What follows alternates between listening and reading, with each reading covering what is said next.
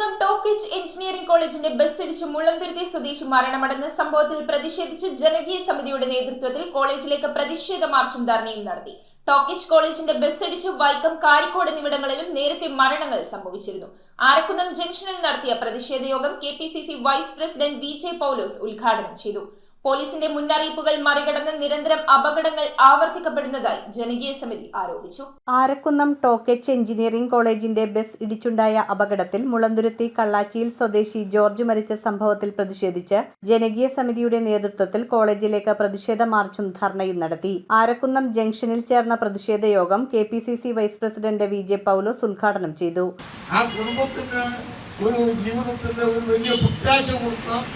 ഒരു സർക്കാർ ജോലി കിട്ടി നമ്മുടെ അന്യ ജില്ലയിലാണ് ജോലി ചെയ്ത് ആ കുടുംബം ഒന്ന് പച്ചപിടിച്ചു വരുന്ന സന്ദർഭത്തിൽ ആ കുടുംബത്തിന്റെ നാഥനെ ചവിട്ടി അരച്ചുകൊണ്ട് അല്ലെങ്കിൽ അടി ഒന്ന് കൊന്നിട്ടുകൊണ്ട് നമ്മുടെ നടക്കുന്ന സ്ഥാപനത്തിന്റെ വാഹനം അത് അഴകു തീർത്ത് പോയി എന്നത് കേൾക്കുമ്പോഴും നമുക്ക് വലിയ ദുഃഖമാണ്. 8ാം വാർഡ് മെമ്പർ മഞ്ജു അനിൽകുമാർ അധ്യക്ഷത വഹിച്ചു. ബസ്സുകളുടെ അമിത വേഗവും മാനേജ്മെന്റിന്റെ നിരുത്തരവാദപരമായ സമീപനവും കൊണ്ട് നിരവധി അപകടങ്ങൾ ഉണ്ടാകുന്നതായി യോഗം കുറ്റപ്പെടുത്തി.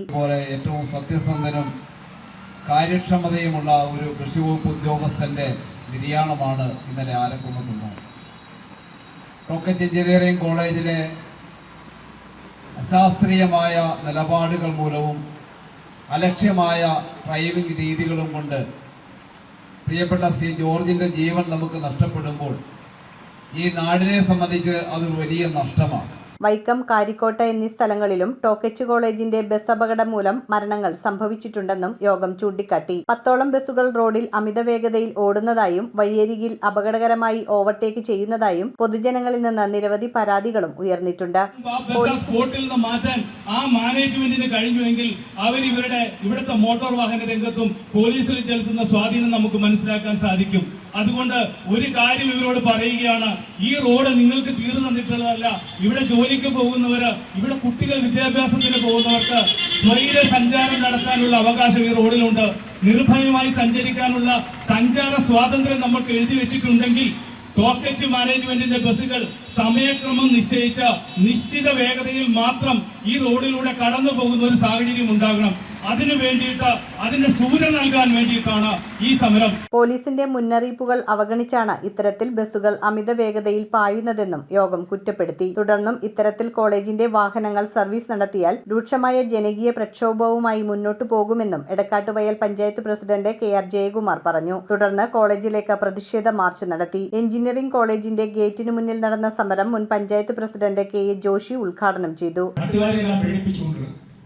ഓടിക്കൊണ്ടിരിക്കുന്ന ടോക്കിച്ച് അതിന്റെ മാനേജ്മെന്റിന്റെ 10ഓളം വരുന്ന വണ്ടികൾ, അതിന്റെ പ്രത്യേകിച്ച് അതിന്റെ വിദ്യാർത്ഥി അവരെ കുറ്റപ്പെടുത്തുന്ന ചെറുപ്പത്തിൽ തിളപ്പാർന്ന അവരുടെ ജീവിതത്തിൽ ബൈക്ക്, പുതിയ ബൈക്കുകളെല്ലാം അതിന്റെ കമ്പനികളെല്ലാം അതിസ്പീഡുള്ള വളരെ സ്പീഡുള്ള ബൈക്കെല്ലാം വരുമ്പോൾ അതെല്ലാം വാങ്ങിച്ചതിന്റെ മുകളിൽ കയറിയിരുന്ന് ഒരു പോകുവാനുള്ള രസം അവർക്കുള്ള ഒരു ആവേശമുണ്ട്. ആ ആവേശമെല്ലാം അവർ നടപ്പാക്കുമ്പോൾ നിയന്ത്രിക്കേണ്ട ബാധ്യത അത് ടോക്കിച്ചിന്റെ മാനേജ്മെന്റുണ്ട്, മറ്റു വിവിധങ്ങളായ ഡിപ്പാർട്ട്മെന്റ് ഉദ്യോഗസ്ഥന്മാർക്കുണ്ട്. ഇവിടെയുള്ള അവരെ പ്രത്യേകം നിയന്ത്രിക്കുന്ന രക്ഷകർത്താക്കൾക്കുണ്ട്.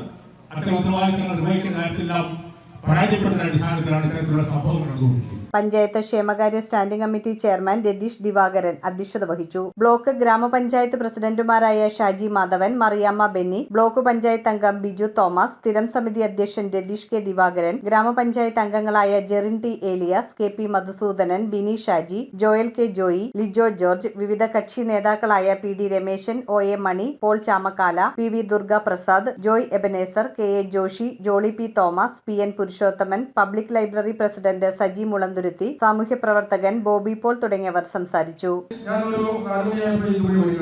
ബൈക്കിൽ 3-4 പിള്ളേരാണ് ബൈക്കിൽ യാത്ര ചെയ്യുന്നത്. 3-4 പിള്ളേർ ബൈക്കിൽ യാത്ര ചെയ്ത് പോകുന്നത് മാനേജ്മെന്റ് കാണുന്നില്ലേ? അതുപോലെ അധ്യാപകർ നടന്നുകൊണ്ട് അവര് കാണുന്നില്ലേ? അപ്പോൾ താക്കീത് ചെയ്യാൻ കഴിയും. അപ്പൊ ഇത് പേടിച്ചാണ് ഇതിലെ മറ്റുള്ള നിവാസികൾ, ഈ പ്രദേശത്തെ ആരൊക്കെ നിവാസികൾ പേടിച്ചാണ് ഇതുവഴി പോകുന്നത്. News bureau, Piravom. കമ്പ്യൂട്ടറിൽ നിങ്ങളുടെ കാഴ്ച പരിശോധിക്കുവാൻ ക്വാളിഫൈഡ് ഒപ്ട്രോമെട്രിസ്റ്റിന്റെ സേവനം ലഭ്യമാണ്. KR Opticals, near federal bank, Palluruthy.